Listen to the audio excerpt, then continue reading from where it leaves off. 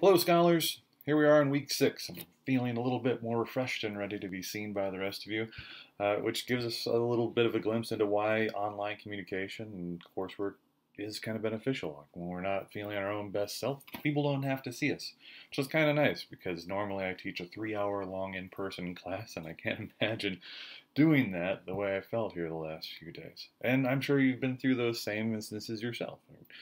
When we aren't feeling well, you don't necessarily want to be other places. But with our online coursework, we can work somewhat at our own pace as long as we meet deadlines, and then we can just sit in our pajamas someplace, drinking hot cocoa and thinking about what we want to say once we're feeling a little bit better.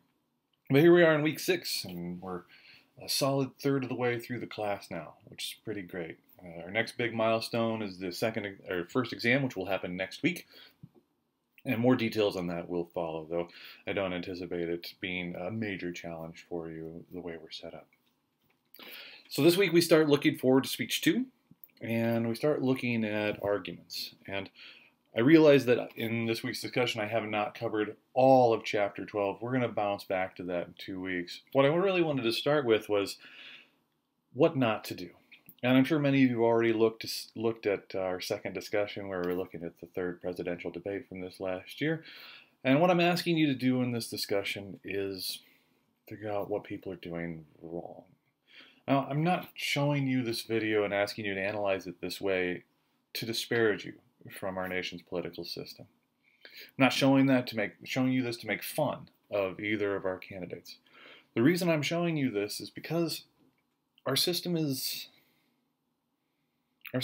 fundamentally flawed, wherein we reward people for avoiding the way they answer questions rather than directly answering questions.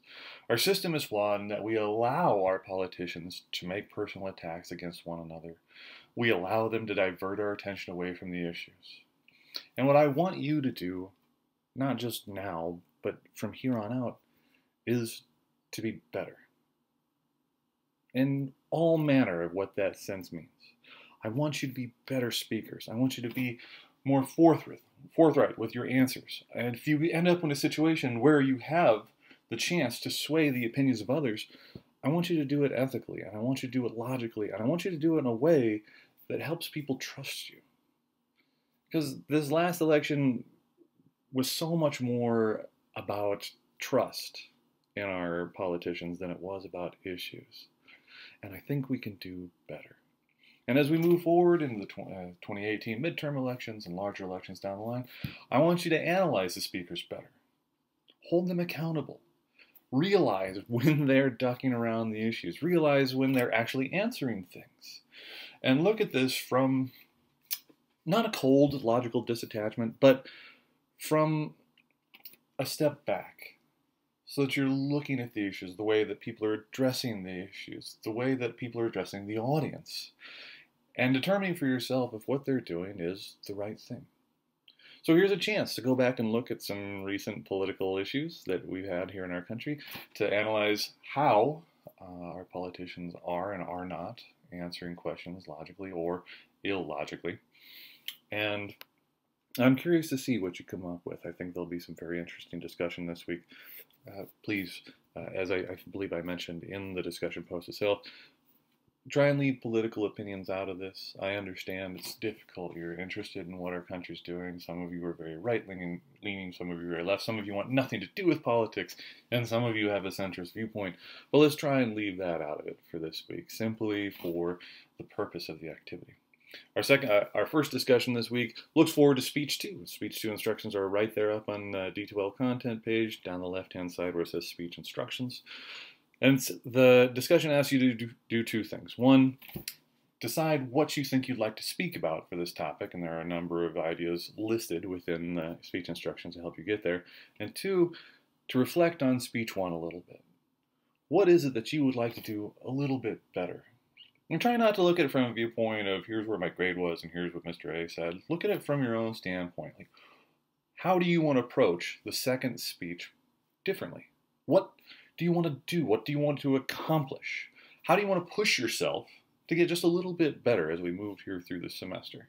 And hold yourself to that. It's very important to be goal-oriented throughout I mean, all aspects of your life for that matter, not just in this class, in school, in your personal lives, in your professional lives. Set goals and push yourself. And here's a great chance for you to do it in a fundamental course where, the expectations are that you just go a little bit beyond what's asked of you and do something that matters. For myself, I was very impressed with Speech One. Honestly, I was very, very pleased with how things rounded out. Saw some excellent things from all of you. Really, the organization was phenomenal, pretty much across the board. Where we're doing an excellent job of previewing our main ideas and working through them in a logical way that still rounds it back to the audience, and moving through the conclusion in a way that helps us all understand that you are finished and no new information is coming. I was also very happy with quality of sources, so we're going to continue to work on both these things to continue to improve them. And the thing I think we're going to spend a little bit more time working on now is we're going to start talking about delivery. As we move through the semester, delivery is going to become more and more important. These next two speeches are going to be much more persuasive in nature than the informative speech. So the informative speech was, here's a problem, here's what other people are doing to solve it. And now, here in this second speech, we're asking you to convince your audience to choose one of your ideas over that of others.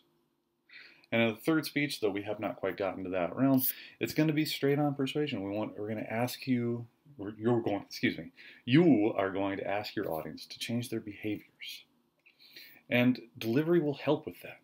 It certainly can hurt, as we've seen in some different delivery contexts already with Mr. Davison. But your delivery can help sell persuasive ideas by showing how much you care, showing how angry you are, showing how sad you are, showing how happy or proud you are. And for your audience, well, we key in on these things. In addition to that, we need to start thinking about the format that we're in.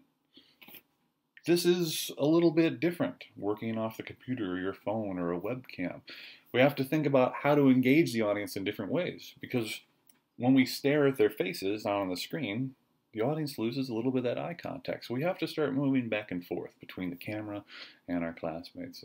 And I'll make a point of talking a little bit more about that before speech 2 comes up. And in any case, please, folks, don't be afraid to shoot me questions as we move forward here. Be sure that you're taking a look at the assigned chapters in our textbook, as we will cover them in the exam this next week, and again, more details coming. If you have not seen the extra credit opportunity posted at the top of the content page on D12, please take a look at that, because, well, it's worth 15 points, and that'll fill in for a lot of things that perhaps you've missed or things you're worried about missing here later on in the semester. I'm hoping to have another extra credit opportunity up here within the next week, though we're waiting on some technical issues from our D2L overlords, so we'll see what happens there. Anyways, folks, thank you again for your wonderful presentations this last week. It made me very pleased to see them, and I look forward to seeing what you're going to do next as we move on to speech 2.